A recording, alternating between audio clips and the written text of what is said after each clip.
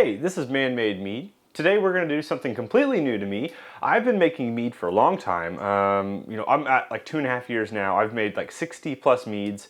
I've never done one with a wild fermentation as its base. I've always made my mead and then used yeast, whether it be Lalvin or Red Star or White Labs, anything like that. I've used various actual yeasts. Now those are controlled yeast. Today what we're talking about are wild yeast.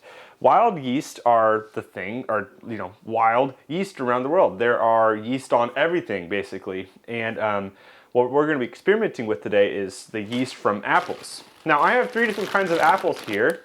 I just cut up a bunch for a different project, and I took about a pound of each one. I have Pink Lady apples, I have Gala apples, and I have Fuji apples. So this is 3 pounds of apples. And I did not sanitize these because I want the yeast, wild yeast, to stay alive. Generally, when you use fruit, use things like that, you want to sanitize the fruit because you want to get rid of wild yeast. You want to not deal with that. So we're kind of trying and playing with fire a little bit. The thing with wild yeast is you don't have a lot of control. You also don't know how high their ABV can get. It's just kind of an interesting thing. So what we're gonna do, I have used some sanitizing from my bucket because I don't want any wild yeast getting in the way. The only yeast I want to work are the ones from the apples. So this has all been sanitized with my Star San, and got that out of the way. We're going to use this recipe here, which is about a gallon of water, and I have my water over here. A gallon of water, 3 pounds of honey. I'm using Alpha Blossom honey from Dutch Gold, and then 3 pounds of apples, and that's it. The wild yeast will be our yeast for this. The big test is to see if the yeast will actually activate and work. And then if they work, how far do they go before they cap out? So if you've never made a mead before, you need a couple things. You need your ingredients, of course, and you need equipment. So I'm using a bucket to ferment in, and I have a smaller 2.5 gallon bucket. However, it does not have a great seal, so it's going to be hard to tell if it's fermenting. So this is a 3.5 gallon fermenter with a lid, of course, and then an airlock, which is right here.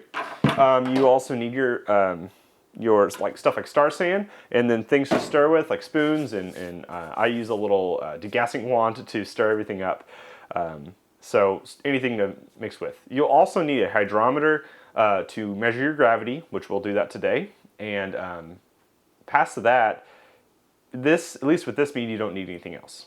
Step 1 is going to be to mix our ingredients together. Now, most of you have probably seen mead making before. You clicked on this video because you said, what's I know what a wild fermentation is, let's see what happens. I'm just going to briefly talk about how to do each step as we go along, so just, bear with me a little bit. So if you've never made a mead before, or you've never made a mead with wild fermentation before, you can follow along. So we're going to take and put a gallon of water into this, which will be the base of our mead, of course. And technically what we're making is a sizer. It's well, I say technically, most of the time a sizer is a mead that is made with apple juice as its base. However, we're making a mead with apples in it, water as its base, not necessarily a sizer.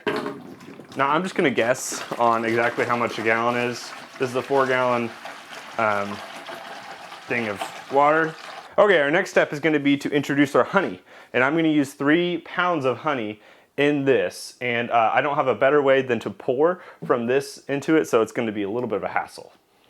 Okay, normally if you get a big bucket of honey like this, like my 60-pound pail of honey, you could split it into smaller jars, 3 pounds, 5 pounds, whatever.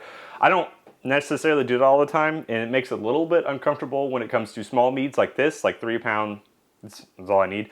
But when it's my big meads, like 20 pounds of honey, it's pretty simple to just pour. So I'm gonna weigh this out. This is currently tared out, so I can know exactly how much I'm putting in. I'm gonna go ahead and pour in 3 pounds of honey.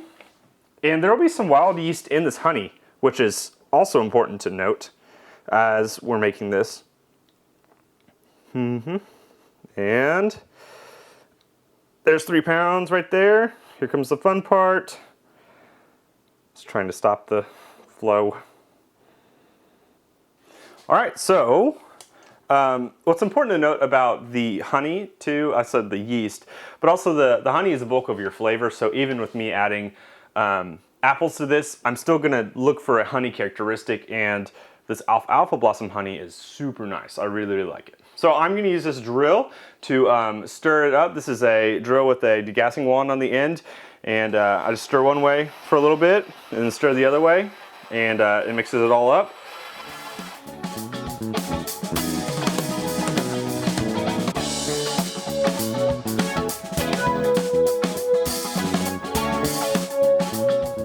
All right, we've stirred it up really well, and we're gonna get a quick gravity reading, and then we will introduce the apples.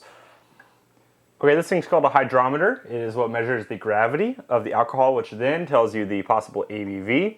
So we're gonna just dunk it right in, and of course I have this tube so that it will sit well. Some people will argue that you should wait to do this like 24 hours later so that all the honey mixes in well. I believe I've mixed it in well enough currently, because that drill is powerful. So let's see, we're gonna try and get down to 1,000th of a decimal point. Or is it 1,000? What is it? 10th? I don't know what it is. 1.070 on the dot. Okay, so that means, looking at it, that I can turn this around, and I could possibly have, with that gravity, a 5, 6, 7, 8, 9% mead if the wild yeast ferment effectively and do their thing. So that's important to note, because if the wild yeast do pick up, we want to make sure we know how far they could actually ferment. With our general yeast, like Lalvin QA23, we know it gets to 14%. With a wild yeast, we don't know what it gets to. So now we're going to go ahead and introduce our apples, which in turn is also introducing the wild yeast. Here's our apples. Generally with any fruit additions, I like to freeze them before I do this. However, I was worried about freezing them and then for some reason the wild yeast not picking up. So I did not freeze these. I actually bought these apples today. Again, 3 different kinds of apples. The mix of those is for flavor. I think those have great flavors. So we're gonna just go ahead and dump these bad boys in. A little splashy. Now, one thing you need to know when you do make meads with apples, or not apples, fruit in general, anything that takes up space on top, is that it creates a gap for air. This is fine because there's enough surface area for the yeast that do ferment to push that